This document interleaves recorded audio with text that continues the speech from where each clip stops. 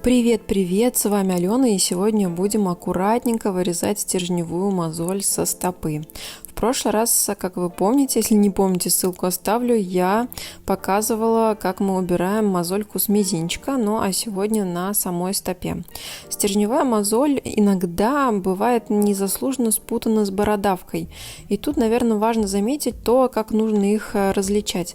Тут все очень просто. Когда у вас стержневая мозоль, там остается рисунок кожи. То есть, если вы присмотритесь, то вот этот рисунок на стопе, такой же, как отпечатки пальцев, он останется на месте.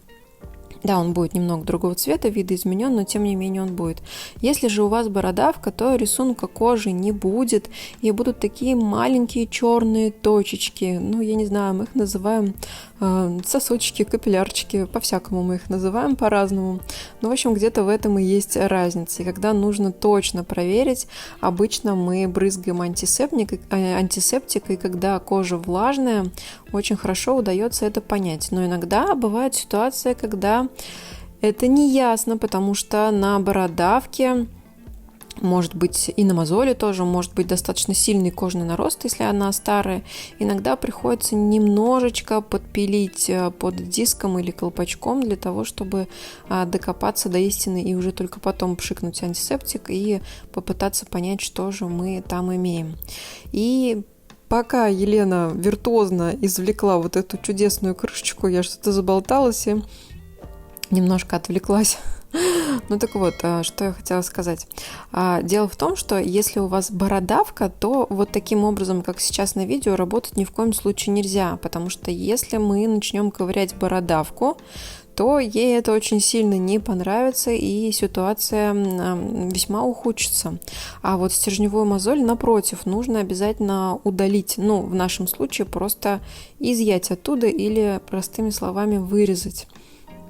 Конечно, в клинике там, или у хирурга, да, куда вы пойдете к дерматологу, вам предложат вариант с прижиганием лазером.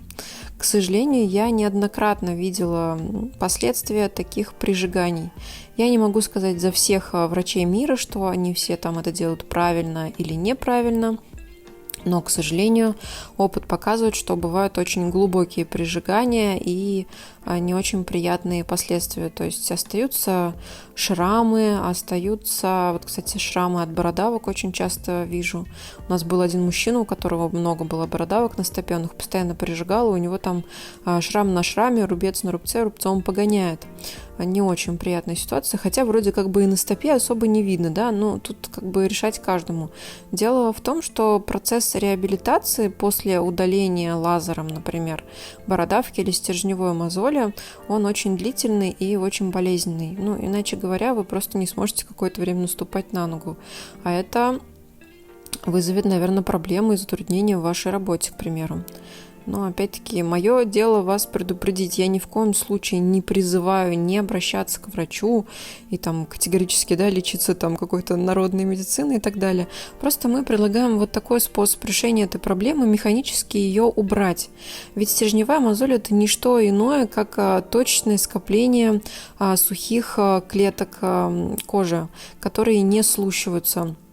Стержневой она зовется, потому что все это добро уходит вовнутрь кожи, тем самым вызывая эти неприятные ощущения.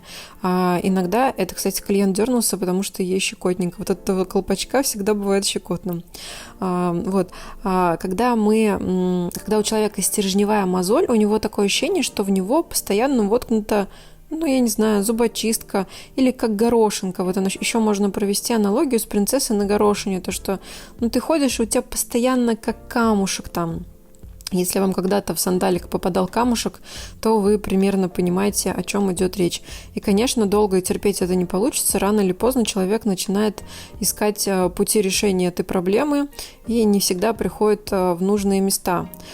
Конечно, также и мастер может удалить неправильно, либо не дорезать ее, да, то есть не довычистить вот эти сухие клетки, и тогда не будет никакого результата.